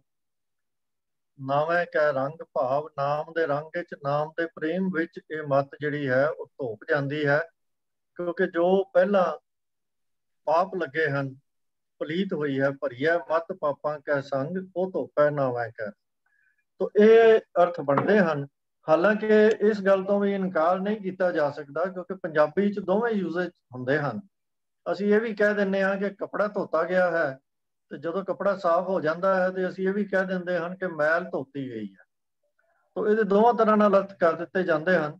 ਪਰ ਇੱਥੇ ਪੰਕਤੀ ਦੀ ਬਣਤਰ ਨੂੰ ਦੇਖਦੇ ਹੋਏ ਜੋ ਜ਼ਿਆਦਾ ਪੋਸੀਬਿਲਿਟੀ ਲੱਗਦੀ ਹੈ ਕਿ ਸਤਿਗੁਰੂ ਜੀ ਇਹੀ ਕਹਿਣਾ ਚਾਹੁੰਦੇ ਸਨ ਕਿ ਮੱਤ ਨੂੰ ਧੋਣਾ ਹੈ ਅਸੀਂ ਨਾਮ ਦੇ ਰੰਗ ਦੇ ਵਿੱਚ ਡੁਬੋ ਕੇ, ਭਾਵ ਪ੍ਰਭੂ ਦੇ ਨਾਮ ਦੇ ਪ੍ਰੇਮ ਦੇ ਵਿੱਚ ਡੁਬੋ ਕੇ ਇਹ ਮੱਤ ਨੂੰ ਪਵਿੱਤਰ ਕਰਨਾ ਹੈ ਤੇ ਪਾਪਾਂ ਤੋਂ ਮੁਕਤ ਕਰਨਾ ਹੈ। ਹੋਈਆਂ ਗਲਤੀਆਂ ਦੀ ਖਿਮਾ ਦੇਣੀ। ਵਾਹਿਗੁਰੂ ਜੀ ਕਾ ਖਾਲਸਾ, ਵਾਹਿਗੁਰੂ ਜੀ ਕੀ ਫਤਿਹ। ਤਾਂ ਵੀਰ ਜੀ ਨੇ ਪੂਰੀ ਮਿਹਨਤ ਦੇ ਨਾਲ ਇਹ ਸਾਡੇ ਸਾਹਮਣੇ ਡਿਸਪਲੇ ਵੀ ਕੀਤਾ ਕਿ ਇਹ ਹੱਥ ਲਿਖਤ ਬੀੜਾਂ ਤੋਂ ਜਿਸ ਵੇਲੇ ਛਾਪੇ ਦੀਆਂ ਬੀੜਾਂ ਬਣੀਆਂ ਤਾਂ ਉਹਨਾਂ 'ਚ ਕਈ ਤਰ੍ਹਾਂ ਦੀਆਂ ਉਕਾਈਆਂ ਰਹਿ ਗਈਆਂ। ਔਰ ਤਰਾਸਦੀ ਇਸ ਗੱਲ ਦੀ ਹੈ ਕਿ ਤੁਸੀਂ ਦੇਖੋ ਵੀ ਕਿੰਨੇ ਦਹਾਕੇ ਲੰਘ ਰਹੇ ਨੇ, ਪਰ ਅਜੇ ਵੀ ਇਹ ਗੱਲ ਜੇ ਸਹੀ ਨਾ ਹੋਵੇ ਤਾਂ ਸਾਡੀ ਜਿਹੜੀ ਮੁੱਖ ਸਾਡੀ ਸੰਸਥਾ ਹੈ ਸ਼੍ਰੋਮਣੀ ਗੁਰਦੁਆਰਾ ਪ੍ਰਬੰਧਕ ਕਮੇਟੀ, ਉਹਨਾਂ ਨੂੰ ਤੇ ਇਹੋ ਜਿਹੇ ਕੰਮ ਜਿਹੜੇ ਨੇ ਉਹਨਾਂ ਨੂੰ ਕੋਲ ਕਿਸੇ ਕਿਸਮ ਦੀ ਕੋਈ ਰਿਸੋਰਸਿਸ ਦੀ ਕਮੀ ਨਹੀਂ ਹੈ। ਤੇ ਇਹੋ ਜਿਹੇ ਕੰਮ ਤੇ ਉਹਨਾਂ ਨੂੰ ਬੜੀ ਪ੍ਰਾਇੋਰਟੀ ਤੇ ਕਰਨੇ ਚਾਹੀਦੇ ਜਿਹੜੇ ਭੁਲੇਖੇ ਪਾ ਸਕਦੇ ਨੇ, ਪਰ ਨਹੀਂ। ਕਾਰਨ ਕੀ ਹੈ ਆਪਾਂ ਸਭ ਨੂੰ ਪਤਾ ਬਈ ਕਿਉਂ ਉਹਨਾਂ ਦਾ ਧਿਆਨ ਕਿੱਧਰ ਜ਼ਿਆਦਾ ਤੇ ਕਿੱਧਰ ਘੱਟ ਹੈ। ਸਤਿਗੁਰੂ ਕਿਰਪਾ ਕਰੇ ਉਹ ਆਪਣਾ ਫਰਜ਼ ਸ਼ਨਾਸੀ ਕਰਨ। ਤੋ ਸਾਧ ਸੰਗਤ ਜੀ ਇਹ ਜਿਸ ਵੇਲੇ ਛਾਪੇ ਦੀਆਂ ਬੀੜਾਂ ਬੜੀਆਂ ਨੇ ਚੰਗੀ ਗੱਲ ਹੈ, ਕਿਉਂਕਿ ਜਿਸ ਤਰ੍ਹਾਂ ਹੁਣ ਸਾਨੂੰ ਜ਼ਿਆਦਾ ਤੋਂ ਜ਼ਿਆਦਾ ਛਾਪੇ ਫਟਾਫਟ ਮਿਲ ਜਾਂਦਾ ਹੈ, ਹੱਥ ਲਿਖਤ ਬੀੜਾਂ ਨੂੰ ਬੜਾ ਲੰਬਾ ਸਮਾਂ ਲੱਗਦਾ ਸੀ। ਪਰ ਜਿਹੜੀਆਂ ਉਹਦੇ ਵਿੱਚ ਊਣਤਾਈਆਂ ਨੇ ਉਹਨਾਂ ਨੂੰ ਦੂਰ ਕਰਨ ਲਈ ਵੀ ਅੱਜ ਦੇ ਯੁੱਗ ਵਿੱਚ ਜੋ ਸਾਡੇ ਕੋਲ ਰਿਸੋਰਸਿਸ ਅਵੇਲੇਬਲ ਨੇ ਕੋਈ ਔਖਾ ਨਹੀਂ ਹੈ, ਸਿਰਫ ਉਦਮ ਕਰਨ ਦੀ ਲੋੜ ਹੈ। ਹੋਰ ਬਹੁਤ ਸਾਰੀਆਂ ਗਲਤੀਆਂ ਨੇ, ਜਿਵੇਂ ਵੀਰ ਜੀ ਨੇ ਦੱਸਿਆ ਹੀ ਹੈ ਕਿ ਬਕਾਇਦਾ ਇੱਕ ਪੂਰਾ ਚਿੱਠਾ ਜਿਹੜਾ ਪੇਸ਼ ਕੀਤਾ ਗਿਆ। ਔਰ ਅਸੀਂ ਦੇਖਦੇ ਹਾਂ ਕਿ ਗੁਰੂ ਗ੍ਰੰਥ ਸਾਹਿਬ ਜੀ ਦੀਆਂ ਜਿਹੜੀਆਂ ਹੱਥ ਲਿਖਤ ਬੀੜਾਂ ਨੇ ਉਹਨਾਂ ਵਿੱਚ ਜਿਹੜੇ ਅਖੀਰ ਤੇ ਸ਼ਬਦ ਦੇ ਜੋੜ ਦੇ ਹਿੰਸੇ ਨੇ, ਜਿਵੇਂ ਅਖੀਰ ਤੇ ਆਉਂਦਾ ਵੀ ਇਸ ਸ਼ਬਦ ਵਿੱਚ ਕਿੰਨੇ ਬੰਦ ਨੇ, ਇਹ ਉਸ ਗੁਰੂ ਸਾਹਿਬਾਨ ਦਾ ਕਿੰਨਵਾਂ ਸ਼ਬਦ ਹੈ ਤੇ ਪ੍ਰੋਗਰੈਸਿਵ ਟੋਟਲ ਹੈ ਕਿ ਪਿਛਲੇ ਮਿਲਾ ਕੇ ਸਪੋਜ਼ 5ਵੇਂ ਗੁਰੂ ਸਾਹਿਬ ਦਾ ਤੇ ਉਸ ਤੋਂ ਪਹਿਲੇ 2 ਜਾਂ 3 ਗੁਰੂ ਸਾਹਿਬਾਂ ਦੀਆਂ ਰਚਨਾ ਜਿਹੜੀਆਂ ਉਸੇ ਰਾਗ 'ਚ ਨੇ ਉਹਨਾਂ ਦਾ ਨਾਲ ਪ੍ਰੋਗਰੈਸਿਵ ਟੋਟਲ ਆਉਂਦਾ ਹੈ। ਪਰ ਉਹ ਸਾਰਾ ਕੁਝ ਜਿਹੜਾ ਉਹ ਮਾਰਜਨ ਦੇ ਬਾਹਰ, ਮੈਂ ਖੁਦ ਦੇਖਿਆ ਨਹੀਂ ਜੋ ਕੁਝ ਹੁਣ ਤੱਕ ਸੁਣਿਆ ਵਿਦਵਾਨਾਂ ਕੋਲੋਂ ਕਿ ਉਹ ਮਾਰਜਨ ਦੇ ਬਾਹਰ ਹੁੰਦਾ ਸੀ। ਪਰ ਜਿਸ ਵੇਲੇ ਛਾਪੇ ਦੀਆਂ ਬੀੜਾਂ ਆਈਆਂ ਉਹ ਕੋਈ ਪ੍ਰਿੰਟਿੰਗ 'ਚ ਪ੍ਰੋਬਲਮ ਹੋਣੀ ਹੈ, ਉਹਨਾਂ ਨੂੰ ਅੰਦਰ ਕਰ ਦਿੱਤਾ ਗਿਆ।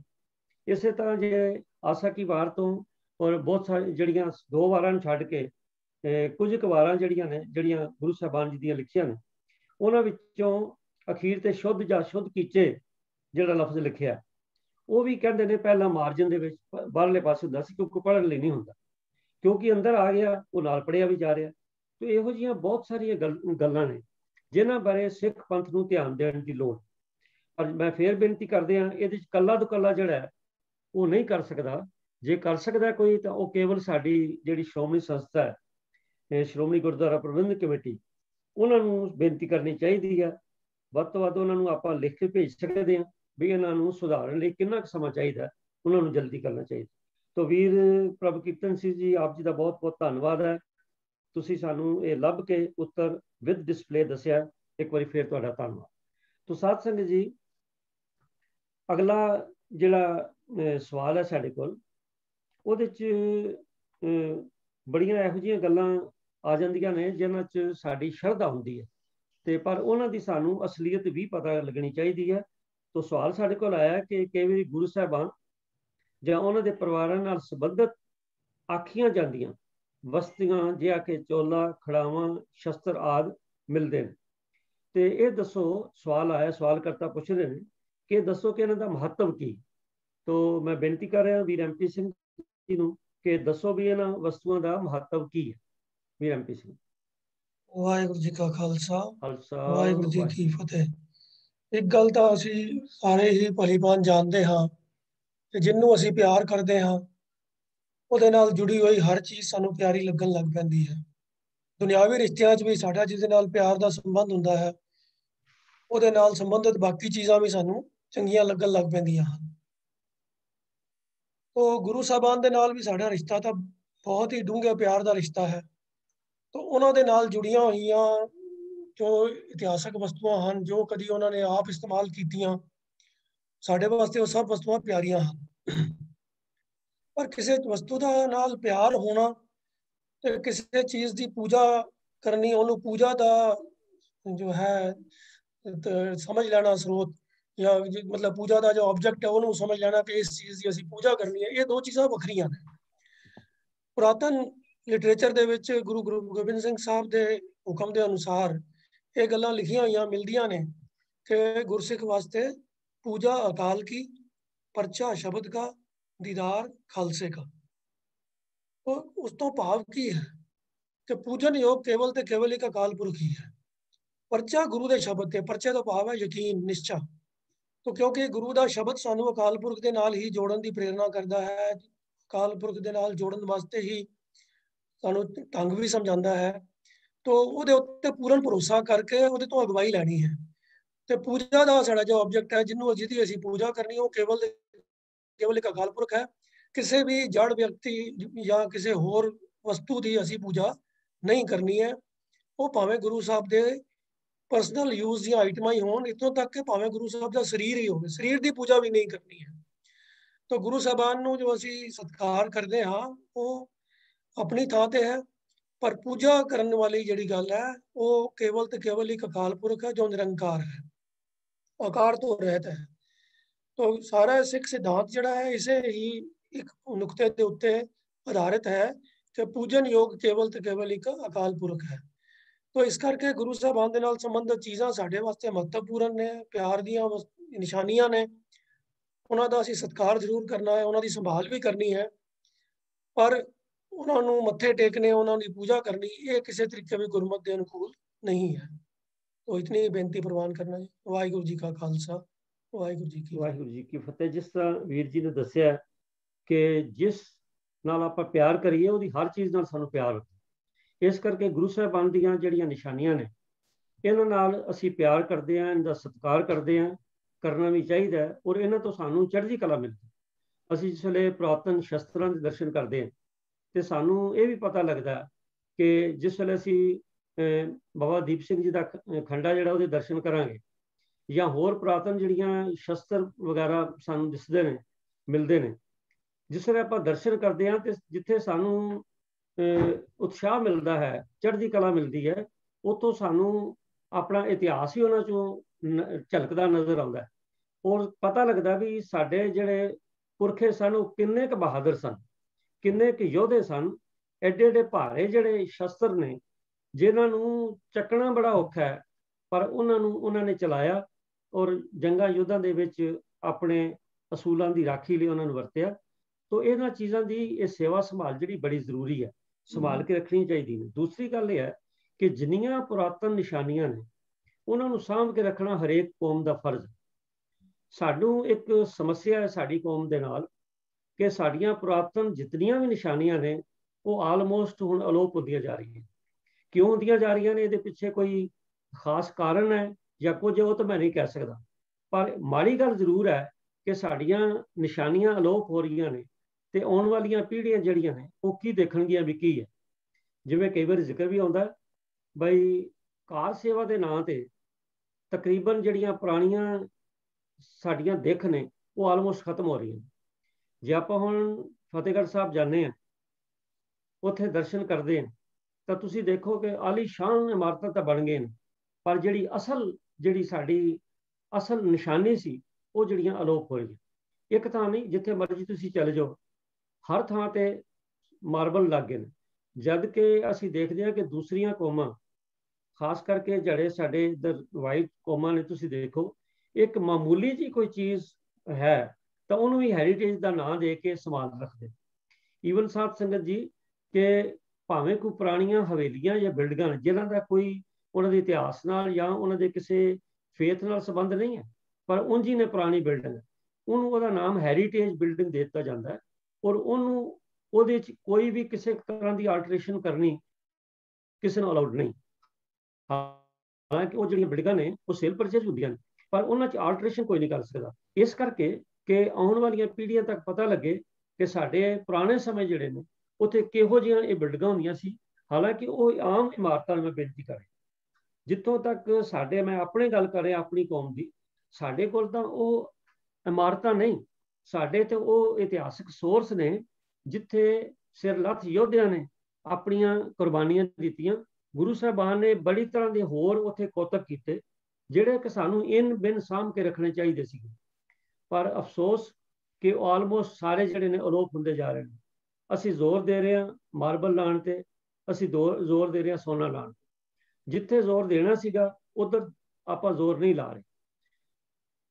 ਕੌਮ ਦਾ ਸਰਮਾਇਆ ਜਿਹੜਾ ਇਹ ਲੱਗਣਾ ਚਾਹੀਦਾ ਕੌਮ ਦੀ ਉਸਾਰੀ ਲਈ, ਬਜਾਏ ਸੋਨੇ ਔਰ ਮਾਰਬਲ ਲਾਉਣ ਦੇ। ਇਹ ਠੀਕ ਹੈ ਕਿ ਸੰਗਤਾਂ ਦੀ ਆਮਦ ਨੂੰ ਦੇਖਦੇ ਹਾਂ ਅੱਛੀਆਂ ਬਿਲਡਿੰਗਾਂ ਹੋਣੀਆਂ ਚਾਹੀਦੀਆਂ ਨੇ, ਕੰਫਰਟੇਬਲ ਹੋਣੀਆਂ ਚਾਹੀਦੀਆਂ ਨੇ, ਪਰ ਲੋੜ ਤੋਂ ਵੱਧ ਜੇ ਆਪਾਂ ਉਹਨਾਂ ਤੇ ਸੋਨਾ ਹੀ ਥੱਪੀ ਜਾਵਾਂਗੇ ਤਾਂ ਉਹ ਜਿਹੜੀ ਇਤਨੀ ਮਾਇਆ, ਕੌਮ ਦੀ ਮਾਇਆ, ਸਰਮਾਇਆ ਤਾਂ ਕੌਮ ਦਾ ਹੀ ਹੈ, ਉਹ ਸਰਮਾਇਆ ਕੌਮ ਦਾ ਜਿਹੜਾ ਕੌਮ ਦੇ ਭਵਿੱਖ ਲਈ ਲਾਉਣਾ ਚਾਹੀਦਾ। ਉਸ ਸੋਨਾ ਲਾਉਣ ਦੀ ਥਾਂ ਤੇ ਆਪਾਂ ਆਪਣੀ ਕੌਮ ਦੇ ਲੋੜਵੰਦ ਪਰਿਵਾਰਾਂ ਦੀਆਂ ਲੋੜਾਂ ਪੂਰੀਆਂ ਕਰੀਏ। ਔਰ ਸਭ ਤੋਂ ਟਾਪ ਦੀ ਲੋੜ ਜਿਹੜੀ ਹੈ ਉਹ ਸਾਨੂੰ ਸਭ ਨੂੰ ਉਧਰ ਧਿਆਨ ਦੇਣ ਦੀ ਲੋੜ ਹੈ। ਉਹ ਇਹ ਹੈ ਕਿ ਲੋੜਵੰਦ ਪਰਿਵਾਰਾਂ ਦੇ ਬੱਚਿਆਂ ਨੂੰ ਤਾਲੀਮ ਦੇਣੀ, ਐਜੂਕੇਸ਼ਨ ਦੇਣੀ। ਜਿਸ ਵੇਲੇ ਐਜੂਕੇਟ ਹੋ ਜਾਣਗੇ, ਐਜੂਕੇਸ਼ਨ ਪ੍ਰੋਪਰ ਮਿਲ ਜਾਏਗੀ ਤਾਂ ਉਹਨਾਂ ਦਾ ਭਵਿੱਖ ਉਜਲਾ ਹੋਏਗਾ। ਉਹਨਾਂ ਦੇ ਭਵਿੱਖ ਦਾ ਮਤਲਬ ਹੈ ਕੌਮ ਦਾ ਭਵਿੱਖ ਉਜਲਾ ਹੋਏਗਾ। ਜੇ ਆਪਾਂ ਦੇਖਣਾ ਹੋਵੇ ਤਾਂ ਅਸੀਂ ਜਿਊਸ਼ ਕੌਮ ਨੂੰ ਦੇਖੀਏ ਕਿ ਉਹਨਾਂ ਨੇ ਕਿੰਨੀ ਇਸ ਵੇਲੇ ਸੰਸਾਰ ਤੇ ਉਹਨਾਂ ਦੀ ਧਾਕ ਹੈ, ਪਰ ਉਹਨਾਂ ਕੋਲ ਇੱਕੋ ਹੀ ਜਿਹੜਾ ਉਹਨਾਂ ਦਾ ਮੇਨ ਟਾਰਗੇਟ ਇਹੀ ਹੈ ਕਿ ਉਹ ਸਾਰਾ ਜ਼ੋਰ ਪੜ੍ਹਾਈ ਤੇ ਦਿੰਦੇ ਨੇ। ਜਿਸ ਤਰ੍ਹਾਂ ਸਾਡੀ ਕੌਮ ਵਿੱਚ ਦਸਵੰਧ ਦਾ ਸਾਨੂੰ ਹੁਕਮ ਹੈ, ਇਸੇ ਤਰ੍ਹਾਂ ਉਹਨਾਂ 'ਚ ਵੀ ਦਸਵੰਧ ਦਾ ਪੂਰੀ ਤਰ੍ਹਾਂ ਪਾਲਣ ਕੀਤਾ ਜਾਂਦਾ। ਸਾਡੇ ਤੇ ਪਾਲਣ ਕੀਤਾ ਜਾਂਦਾ ਜੇ ਨਹੀਂ ਵੱਖਰੀ ਗੱਲ ਹੈ, ਉਹ ਪੂਰੀ ਤਰ੍ਹਾਂ ਪਾਲਣ ਕਰਦੇ ਨੇ। ਔਰ ਉਹਦਾ ਜਿਹੜਾ ਮੈਜੋਰਿਟੀ ਆਫ ਦੈਟ ਫੰਡ ਹੈ ਉਹ ਸਾਰਾ ਐਜੂਕੇਸ਼ਨ ਹੋ ਜਾਂਦਾ। ਇਸ ਕਰਕੇ ਸਾਨੂੰ ਸਮਝਣ ਦੀ ਲੋੜ ਹੈ ਕਿ ਅਸੀਂ ਜਿਹੜਾ ਕੌਮ ਦਾ ਸਰਮਾਇਆ ਹੈ ਉਹਨੂੰ ਆਪਣੀ ਆਉਣ ਵਾਲੀ ਪੀੜ੍ਹੀ ਜਿਹੜੀ ਹੈ ਉਹਦੇ ਭਵਿੱਖ ਉਜਲ ਕਰਨ ਲਈ ਉਹਨਾਂ ਲਈ ਪੜ੍ਹਾਈ ਦਾ ਪ੍ਰਬੰਧ ਕਰੀਏ। ਔਰ ਜਿਹੜੇ ਪੜ੍ਹ ਲਿਖ ਜਾਂਦੇ ਨੇ ਨੌਜਵਾਨ ਉਹਨਾਂ ਦੇ ਕਿੱਤਿਆਂ ਦਾ ਪ੍ਰਬੰਧ ਕਰੀਏ, ਤਾਂ ਜੇ ਜਿੱਥੇ ਉਹਨਾਂ ਦੀ ਇਕਨੋਮਿਕ ਹਾਲਤ ਸੁਧਰੇਗੀ, ਤੇ ਮੈਂ ਫਿਰ ਬੇਨਤੀ ਕਰਦੇ ਹਾਂ ਜੇਕਰ ਪਰਿਵਾਰ ਦੀ ਇਕਨੋਮਿਕ ਹਾਲਤ ਸੁਧਰੇਗੀ ਤਾਂ ਕੌਮ ਦੀ ਵੀ ਸੁਧਰੇਗੀ। ਤਾਂ ਇਸ ਪਾਸੇ ਸਾਨੂੰ ਜ਼ੋਰ ਹੈ ਇਸ ਗੱਲ ਦਾ ਦੇਣ ਦਾ। ਉਂਝ ਵੀ ਦੇਖੋ ਮਹਾਰਾਜ ਨੇ ਸਾਨੂੰ ਸੁਰਤ ਸ਼ਬਦ ਦੇ ਮੇਲ ਤੇ ਜ਼ੋਰ ਦਿੱਤਾ। ਸੋ ਗੱਲ ਤੇ ਹੈਗੀ ਜਿਵੇਂ ਵੀਰ MP ਸਿੰਘ ਨੇ ਦੱਸਿਆ, ਲੋੜ ਤੇ ਹੈਗੀ ਗੁਰਬਾਣੀ ਨਾਲ ਜੁੜਨ ਦੀ। ਆਪਾਂ ਗੁਰਬਾਣੀ ਨਾਲ ਜੁੜੀਏ, ਪਰ ਜਿੱਥੇ ਗੁਰਬਾਣੀ ਨਾਲ ਅਸੀਂ ਜੁੜਨਾ ਉੱਥੇ, ਕਿਉਂਕਿ ਇਹ ਸਾਡੀਆਂ ਇਤਿਹਾਸਕ ਚੀਜ਼ਾਂ ਨੇ, ਇਹਨਾਂ ਨੂੰ ਸਾਂਭਣ ਦੀ ਲੋੜ ਹੈ। ਪਰ ਸਾਂਭ ਕੇ ਕਿਸ ਤਰ੍ਹਾਂ ਸਾਂਭਣਾ? ਸਿਰਫ ਕੁਝ ਚੀਜ਼ਾਂ ਨਹੀਂ ਸਾਂਭਣੀਆਂ, ਜਿਵੇਂ ਬੇਨਤੀ ਕੀਤੀ ਹੈ ਜਿਤਨੀਆਂ ਵੀ ਸਾਡੀਆਂ ਪੁਰਾਣੀਆਂ ਨਿਸ਼ਾਨੀਆਂ ਅਵੇਲੇਬਲ ਨੇ ਉਹ ਸਾਂਭੀਏ। ਉਹਨਾਂ ਸਾਡਾ ਇਤਿਹਾਸ ਲੁਕਿਆ, ਇਤਿਹਾਸ ਹੀ ਕੌਮ ਦਾ ਫਿਊਚਰ ਬਣਾ ਸਕਦਾ ਹੈ। ਇਸ ਕਰਕੇ ਸਾਨੂੰ ਇੱਧਰ ਬਹੁਤ ਜ਼ਿਆਦਾ ਧਿਆਨ ਦੇਣ ਦੀ ਲੋੜ ਹੈ। ਵੀਰ MP ਸਿੰਘ ਜੀ, ਆਪ ਜੀ ਦਾ ਬਹੁਤ ਬਹੁਤ ਧੰਨਵਾਦ ਹੈ। ਤੋ ਸਾਧ ਸੰਗਤ ਜੀ, ਅਗਲਾ ਸਵਾਲ ਜਿਹੜਾ ਹੈ ਉਹ ਕੁਲਦੀਪ ਸਿੰਘ ਜੀ ਫਿਰੋਜ਼ਪੁਰ ਤੋਂ ਉਹਨਾਂ ਨੇ ਭੇਜਿਆ। ਆਪਾਂ ਪਿੱਛੇ ਜਿਹੜੀ ਓਂਕਾਰ ਬਾਣੀ ਹੈ ਵੀਰ ਹਰਜੀਤ ਸਿੰਘ ਜੀ ਨੇ ਉਹ ਕਾਫੀ ਸਮਾਂ ਲਾ ਕੇ ਇੱਕ ਪੌੜੀ ਕਰਕੇ ਸਾਨੂੰ ਸੁਣਾਈ ਹੈ। ਤਾਂ ਇਹ ਕੁਐਸਚਨ ਜਿਹੜਾ ਹੈ ਇਹ ਓਂਕਾਰ ਬਾਣੀ ਚੋਂ ਹੀ, ਜਿਹੜੀ ਰਾਮਕਲੀ ਰਾਗ 'ਚ ਲਿਖੀ ਹੈ, ਤੇ ਉਹ ਦੱਖਣੀ ਰਾਮਕਲੀ ਰਾਗ ਦੱਖਣੀ, ਫਿਰ ਓਂਕਾਰ, ਬਾਣੀ ਦਾ ਨਾਮ ਓਂਕਾਰ। ਉਹਦੇ ਵਿੱਚੋਂ ਉਹਨਾਂ ਨੇ ਇੱਕ ਤੁਕ ਦਿੱਤੀ ਹੈ ਕਿ ਟੂਟ ਪ੍ਰੀਤ ਗਈ ਬੁਰਬੋਲ, ਦੁਰਮਤ ਪਰ ਹਰ ਛਾਡੀ ਢੋਲ। ਉਹਨਾਂ ਦਾ ਸਵਾਲ ਹੈ ਕਿ ਇਸ ਦੇ ਅਰਥਾਂ ਵਿੱਚ ਪਾਸਟ ਟੈਂਸ ਤੇ ਪ੍ਰੈਜ਼ੈਂਟ ਟੈਂਸ ਦੇ ਕੀ ਅਰਥ ਹਨ? ਇਸ ਤੁਕ ਦੇ ਪਾਸਟ ਟੈਂਸ ਤੇ ਪ੍ਰੈਜ਼ੈਂਟ ਟੈਂਸ ਦੇ ਕੀ ਅਰਥ ਬਣਦੇ ਹਨ? ਤੇ ਮੈਂ ਬੇਨਤੀ ਕਰ ਰਿਹਾ ਸਤਜਿੰਦਰ ਸਿੰਘ ਜੀ ਨੂੰ ਵੀ ਉਹ ਕਿਰਪਾ ਕਰਕੇ ਸਾਨੂੰ ਖੋਲ ਕੇ ਇਹਦੇ ਬਾਰੇ ਦੱਸਣ ਕਿ ਇਹ ਜਿਹੜਾ ਸਵਾਲ ਵੀਰ ਜੀ ਨੇ ਪਾਇਆ ਇਹਦੇ ਬਾਰੇ ਕੀ ਉਹਨਾਂ ਦੇ ਵਿਚਾਰ।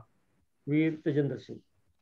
ਵਾਹਿਗੁਰੂ ਜੀ ਕਾ ਖਾਲਸਾ, ਵਾਹਿਗੁਰੂ ਜੀ ਕੀ ਫਤਿਹ। ਜੀ ਕੀ ਫਤਿਹ। ਇਹ ਜੋ ਪੰਕਤੀ ਵੀਰ ਕੁਲਦੀਪ ਸਿੰਘ ਜੀ ਨੇ ਭੇਜੀ ਹੈ, ਜਿਵੇਂ ਹੁਣੇ ਦੱਸਿਆ ਹੈ ਕਿ ਰਾਮਕਲੀ ਓਂਕਾਰ ਮਹਲਾ ਪਹਿਲਾ 933 ਅੰਕ ਗੁਰੂ ਗ੍ਰੰਥ ਸਾਹਿਬ ਜੀ ਦੇ ਉੱਤੇ ਇਹ ਸ਼ਬਦ ਦਰਜ ਹੈ। ਔਰ ਜਿਵੇਂ ਲਿਖਿਆ ਕਿ ਟੂਟ ਪ੍ਰੀਤ ਗਈ ਬੁਰ ਬੋਲ, ਦੁਰਮਤ ਪਰ ਹਰ ਛਾਡੀ ਢੋਲ। ਤੋ ਇਹਦੇ ਅੰਦਰ ਜਿਹੜੀ ਅਰਥ ਕੀਤੇ ਗਏ ਹਨ ਉਹ ਹੈ ਭੈੜੀ ਇਸਤਰੀ ਨੂੰ ਖਸਮ ਛੱਡ ਦਿੰਦਾ ਹੈ। ਨੋਟ, ਇਸ ਤੁਕ ਵਿੱਚ ਟੂਟ ਗਈ ਅਤੇ ਪਰ ਹਰ ਛਾੜ ਭੂਤਕਾਲ ਪਾਸਟ ਟੈਂਸ ਵਿੱਚ ਹਨ, ਪਰ ਅਰਥ ਪਹਿਲੀ ਤੁਕ ਦੇ ਨਾਲ ਮਿਲਾਉਣ ਵਾਸਤੇ ਵਰਤਮਾਨ ਕਾਲ ਪ੍ਰੈਜ਼ੈਂਟ ਟਾਈਮ ਵਿੱਚ ਕੀਤਾ ਗਿਆ ਹੈ, ਕਿਉਂਕਿ ਭਾਵ ਇਉਂ ਹੀ ਹੈ। ਸੋ ਅਰਥ ਇਹੀ ਬਣਦੇ ਹਨ।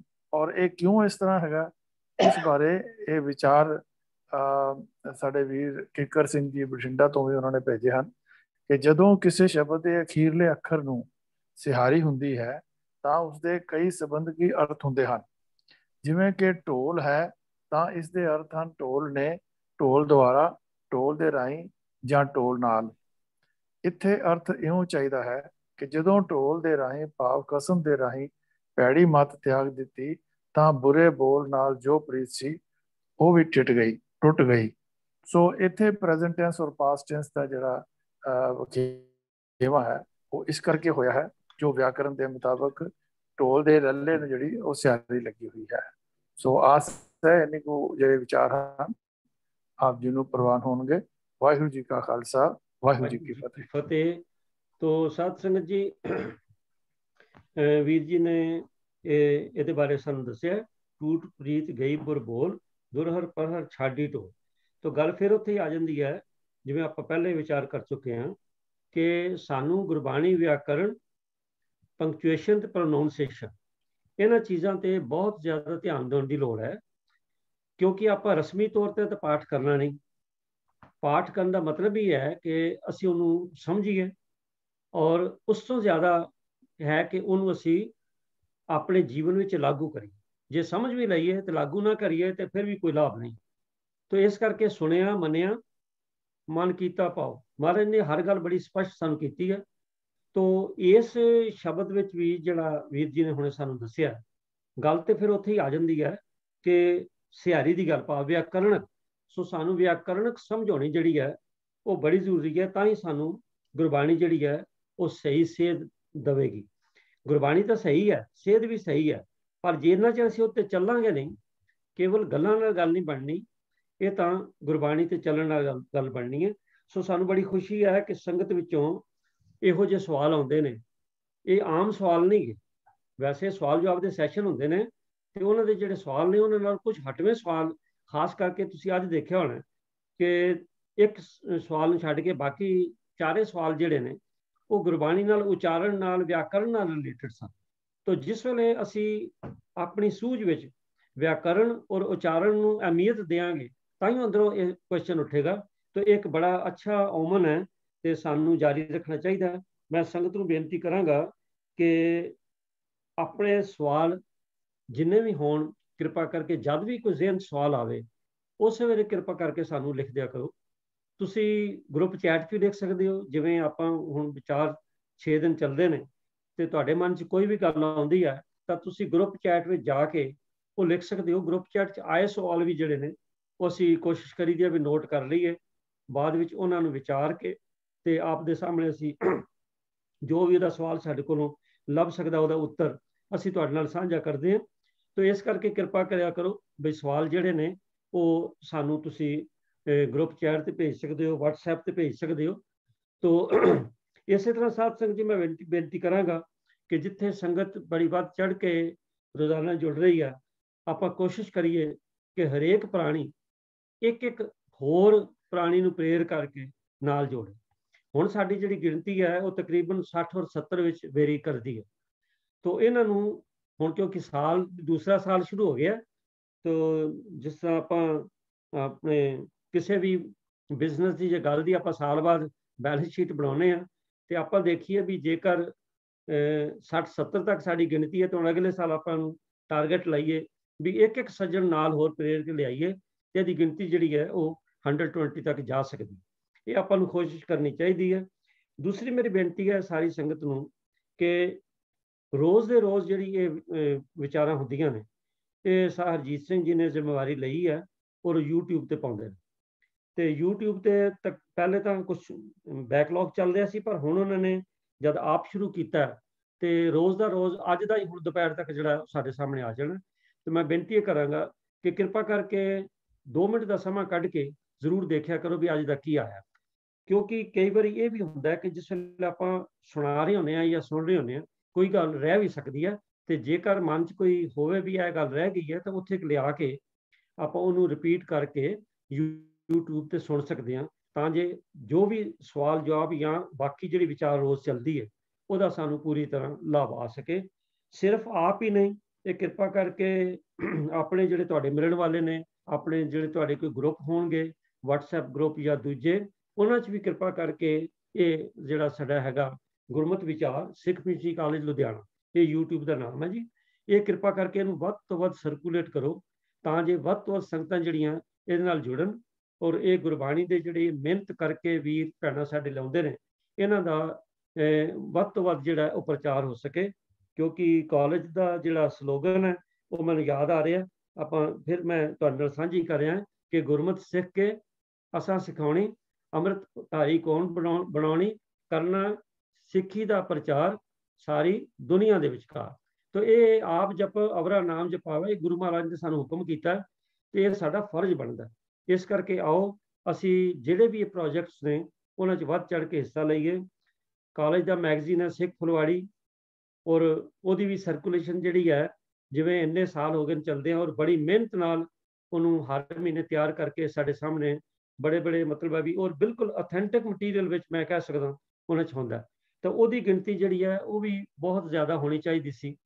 तो कॉलेज में बेनती कर रहे हैं कि बई इनू ऑनलाइन जिहड़ी है सबसक्रिप्शन करके ऑनलाइन, क्योंकि हुण कई बारी ऐसा भी होंदा है समय दे नाल सानूं चलना चाहिए भी जिस वेले डाक विच आउंदा वो खास करके विदेशों में पहुँचदे 2-2 3-3 हफ्ते लग जाते, तो ऑनलाइन होवे आपां असीं अपनी सबसक्रिप्शन दईए और हर महीने जिहड़ा वो मैगजीन है वो आपां पढ़ीए। इस तरह कॉरस्पोंडेंस कोर्स है 2 साल कॉरस्पोंडेंस कोर्स, वो भी जिन्हां वीरां भैणां ने कीता मुबारक है, नहीं तो वो भी किया जाए तो वो सानूं बहुत सारियां सिक्खी दियां बेसिक गल्लां जिहड़ियां ने वो प्राप्त होंदियां। असीं भी बहुत सारे जिहड़ियां तैयारी करके आउंदे आ, उन्हां जिहड़े कॉरस्पोंडेंस कोर्स दे विच विषय लए ने जां जिहड़ियां साडियां तकरीबन 450 तो उत्ते पब्लिकेशनस ने सिख मिशनरी कॉलेज दियां, उन्हां विचों ही असीं काफ़ी मटीरियल लैके तैयारी करके तुहाडे सामने आउंदे आ। तो मेरी बेनती है सारी संगत नूं कि आपां कॉरस्पोंडेंस कोर्स भी करिए और उत्थे नाल नाल जिहड़ा साडा लिटरेचर है उहदा भी फायदा उठाइए जिੱਥੋਂ तक हो सकदा है, ते असीं उन्हां नूं उन्हां दियां जिहड़ियां हो सकियां ने काफ़ी किताबां जिहड़ियां ने वो तुहानूं इत्थे इंटरनेट ते भी पढ़न नूं मिल सकदियां ने, ते बाकी भी कोशिश हो रही है कि बहुत सारियां जिहड़ियां साडियां पब्लिकेशनस ने वो इंटरनेट ते पै जाण तां जे सारे ग्लोब संसार में जिथे जिथे भी गुरु नानक नाम लेवा बैठे ने उहदा फायदा उठा सकन। तो सत्संग जी अज दी सेवा निभाउंदे आ मेरे कोलों और पैनल मैंबरानस कोलों कोई भी किसी किस्म की त्रुटि रह गई वो मैं क्षमा मंगदा और आपस बेनती करदा कि सानू सिर्फ सवाल ही नहीं सुझाव दिया करो, तुहाडे सुझावां दे नाल ही साडा भला हो सकदा है। तो तुसी कृपा करके जिथे अपने सवाल भेजदे हो उत्थे अपने सुभाव भी भेजो। आप जी का बहुत बहुत धन्यवाद। वाहिगुरू जी का खालसा वाहिगुरू जी की फतेह।